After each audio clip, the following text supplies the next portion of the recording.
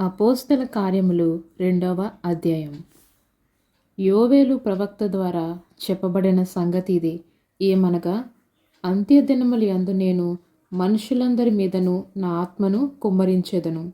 మీ కుమారులను మీ కుమార్తెలను ప్రవచించెదరు. మీ యవ్వనులకు దర్శనములు కలుగును. మీ వృద్ధులు కలల కందరు.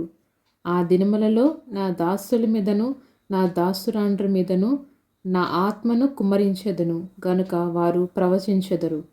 పైన ఆకాశమందు మహాత్మ కార్యములను, కింద భూమి మీద సూచక క్రియలను, రక్తము, అగ్నిని, పొగ, ఆవిరి కలుగజేసెదను.